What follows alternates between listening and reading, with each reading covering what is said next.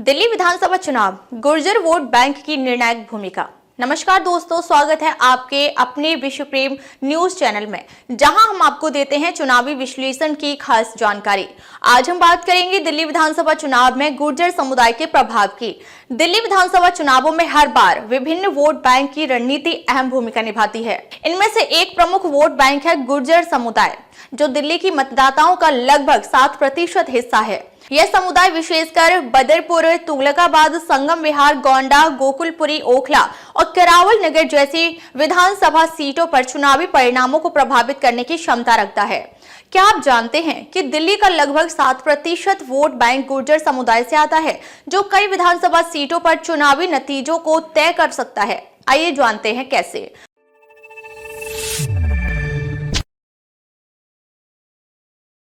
नमस्कार, मैं अंजना और आप देख रहे हैं विश्व प्रेम न्यूज। आइए बढ़ते हैं आज की खास खबर की ओर। दिल्ली विधानसभा चुनाव में गुर्जर समुदाय का वोट बैंक लगभग 7% है और इसे कई विधानसभा सीटों पर निर्णायक माना जा रहा है। बदरपुर, तुगलकाबाद, संगम विहार, गोंडा, गोकुलपुरी, ओखला और करावल नगर जैसी सीटें ऐसी हैं जहां गुर्जर वोटरों की संख्या चुनावी नतीजों को प्रभावित कर सकती है। इन क्षेत्रों में गुर्जर वोट बैंक की अहमियत को देखते हुए सभी प्रमुख राजनीतिक दल उन्हें अपने पक्ष में करने की रणनीति बना रहे हैं। गुर्जर समुदाय का राजनीतिक व्यवहार। गुर्जर वोटरों के राजनीतिक रुझान पर नजर डालें तो यह स्पष्ट होता है कि वे किसी एक राजनीतिक दल के प्रति स्थायी निष्ठा नहीं रखते। इसके बजाय वे अपने जातीय समीकरणों को अधिक महत्व देते हैं और अक्सर अपनी जाति के उम्मीदवार को प्राथमिकता देते हैं। ऐसे प्रवृत्ति के चलते राजनीतिक दलों के चुनावी रणनीतियों में काफी बदलाव करने पड़ते हैं। गुर्जर समुदाय के बीच यह धारणा भी प्रचलित है कि उनके मुद्दों को राजनीतिक दल अधिक महत्व देता है, जो उनके प्रतिनिधियों को टिकट देता है। यही वजह है कि राजनीतिक दल उन्हें आकर्षित करने के लिए स्थानीय और जातिगत समीकरण साधने पर मजबूर होते हैं। बाहरी दिल्ली में क्या प्रभाव रहेगा? दिल्ली के बाहरी इलाकों में गुर्जर समुदाय का ऐतिहासिक प्रभाव देखा गया है। इनमें नजफगढ़, महरौली और बवाना जैसे क्षेत्र प्रमुख हैं, जहां उनकी संख्या और प्रभावशाली स्थिति दोनों राजनीतिक दलों के लिए महत्वपूर्ण है। ये इलाके दिल्ली एनसीआर के तहत आते हैं, जहां गुर्जरों की पारंपरिक जमीनी पकड़ है। इन क्षेत्रों में गुर्जर समुदाय कृषि, रियल एस्टेट और छोटे उद्योगों में सक्रिय है। इसके अलावा सामाजिक आयोजनों और पंचायतों के माध्यम से उनका राजनीतिक व सामाजिक प्रभाव मजबूत बना हुआ है। बीजेपी और गुर्जर समुदाय। पिछले कुछ वर्षों में देखा गया है कि गुर्जर समुदाय का झुकाव भारतीय जनता पार्टी यानी बीजेपी की ओर बढ़ा है। बीजेपी ने अपने चुनावी एजेंडे में गुर्जर समुदाय के लिए विकास योजनाओं और समाज कल्याण कार्यक्रमों को प्राथमिकता दी है। साथ ही बीजेपी में गुर्जर समुदाय के नेताओं की मौजूदगी ने भी इस समुदाय को पार्टी के करीब लाने में मदद की है। नजफगढ़ और छतरपुर जैसे इलाकों में बीजेपी ने गुर्जर नेताओं को आगे बढ़ाकर इस समुदाय का भरोसा जीतने की कोशिश की है।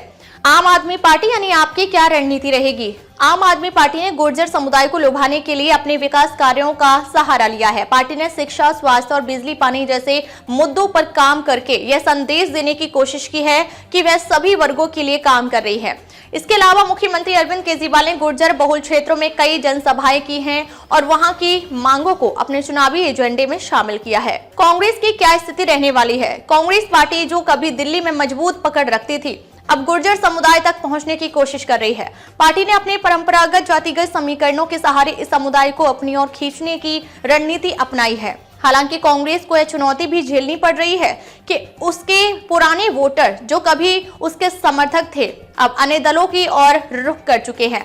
गुर्जरों की प्रमुख समस्याएं। गुर्जर समुदाय की प्रमुख समस्याओं में भूमि विवाद, शिक्षा की कमी और आर्थिक असमानता शामिल है। बाहरी दिल्ली में विकास की गति धीमी होने के कारण गुर्जर समुदाय का बड़ा वर्ग खुद को उपेक्षित महसूस करता है।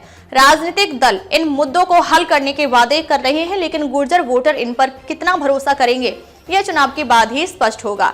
चुनावी परिणामों पर क्या असर रहेगा? गुर्जर वोट बैंक का प्रभाव उन विधानसभा क्षेत्रों में निर्णायक होगा जहां उनकी संख्या 15 से 20% के करीब है। राजनीतिक दलों के लिए यह जरूरी है कि वे उनकी सामाजिक और आर्थिक जरूरतों को गहराई से समझें और उनके अनुकूल नीतियां पेश करें। इस बार का चुनाव यह तय करेगा कि कौन सा राजनीतिक दल गुर्जर समुदाय का विश्वास जीतने में सफल होगा। यह देखना दिलचस्प होगा कि राजनीतिक दलों की जातिगत और क्षेत्रीय समीकरण साधने की कोशिशें उन्हें कितना फायदा पहुंचाती हैं। अगर आपको यह जानकारी पसंद आई हो तो वीडियो को लाइक करें, चैनल को सब्सक्राइब करें और अपनी राय कमेंट में जरूर बताएं। चलते चलते कानूनी जानकारी, अगर आपको खराब प्रोडक्ट मिला है या किसी सेवा से संतुष्ट नहीं है तो आप उपभोक्ता संरक्षण अधिनियम 2019 के तहत शिकायत दर्ज कर सकते हैं।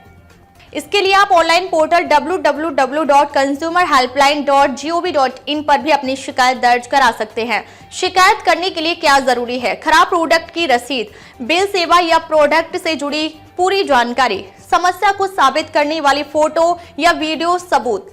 अगर कंपनी या सेवा प्रदाता आपकी शिकायत का समाधान नहीं करता तो आप जिला उपभोक्ता फोरम, राज्य आयोग या राष्ट्रीय आयोग में भी शिकायत दर्ज कर सकते हैं। उपभोक्ता संरक्षण अधिनियम 2019 आपकी मदद के लिए है।